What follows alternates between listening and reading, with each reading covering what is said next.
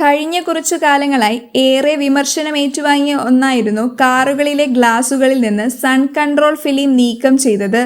ഇടത്തരക്കാരിൽ പലരും ഇതിന്റെ പേരിൽ വൻ തുക പിഴയും ഏറ്റുവാങ്ങിയിട്ടുണ്ട്. എന്നാൽ ഉദ്യോഗസ്ഥരും മറ്റു ചിലരുമാകട്ടെ ഇത് യഥേഷ്ടം ഉപയോഗിക്കുകയും ചെയ്യുന്നുണ്ട്.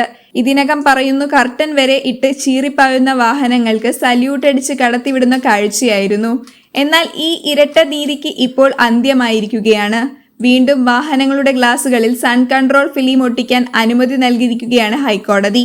2021 ഏപ്രിലിൽ നിലവിൽ വന്ന കേന്ദ്ര മോട്ടോർ വാഹന ചട്ടത്തിലെ വകുപ്പുകൾ വ്യാഖ്യാനം ചെയ്താണ് അനുവദനീയ പരിധിയിൽ സൺ ഫിലിം അല്ലെങ്കിൽ കൂൾ ഫിലിം ഒട്ടിക്കാമെന്ന് ജസ്റ്റിസ് എൻ നഗരേഷ് ഉത്തരവിട്ടത്. മുൻപിലും പിന്നിലും 70%, വശങ്ങളിൽ 50% വീതം വെളിച്ചം കടക്കാവുന്ന പരിധിയിൽ ഫിലിം ഒട്ടിക്കാമെന്നാണ് നിർദ്ദേശം.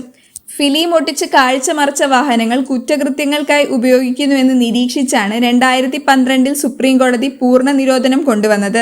എന്നാൽ ഇതിനുശേഷം മോട്ടോർ വാഹന ചട്ടത്തിൽ കേന്ദ്ര സർക്കാർ കൊണ്ടുവന്ന ഭേദഗതി പ്രകാരം 70%മെങ്കിലും വെളിച്ചം കടക്കാവുന്ന ഗ്ലാസുകൾ സ്ഥാപിക്കാമെന്ന് വ്യവസ്ഥയുണ്ടായിരുന്നു.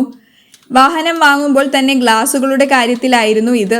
എന്നാൽ ഒട്ടിക്കുന്ന ഫിലിമിന് ഇത് ബാധകമാകാം എന്ന് ഹൈക്കോടതിയുടെ പുതിയ ഉത്തരവുണ്ട്. കൂളിംഗ് ഫിലിം നിർമ്മാണ കമ്പനി, ഫിലിം ഒട്ടിച്ചതിന്റെ പേരിൽ നോട്ടീസ് കിട്ടിയ വാഹന ഉടമ തുടങ്ങിയവരുടെ ഹർജിയിലാണ് സുപ്രധാന വിധി കേരള ഹൈക്കോടതി പുറപ്പെടുവിച്ചത്. ഫിലിം ഒട്ടിച്ചതിന്റെ പേരിൽ ഇനി പിഴ ഈടാക്കാൻ പാടില്ലെന്ന് മാത്രമല്ല മുൻപ് പിഴയടച്ച കേസുകൾ റദ്ദാക്കാനും നിർദ്ദേശിച്ചിട്ടുണ്ട്. കേന്ദ്ര ഉപരിതല ഗതാഗത വകുപ്പ്, കേരള സർക്കാർ, DGP, ട്രാൻസ്പോർട്ട് കമ്മീഷണർ എന്നിവരായിരുന്നു കേസിൽ എതിർകക്ഷികൾ. കൊടും ചൂടിനെ പ്രതിരോധിക്കാൻ കാറുകളുടെ ഗ്ലാസുകളിൽ ചെറിയ തോതിലെങ്കിലും ഫിലിം ഒട്ടിക്കാൻ സാധാരണക്കാർ പലരും നിർബന്ധിതരായിരുന്നു. പ്രായോഗികത ഒട്ടും നോക്കാതെ ഉദ്യോഗസ്ഥരിൽ ചിലരാകട്ടെ വഴിനീളെ കാത്തുനിന്ന് ഇത് ഇളക്കിക്കളയുന്നതും ഹരമായിരുന്നു.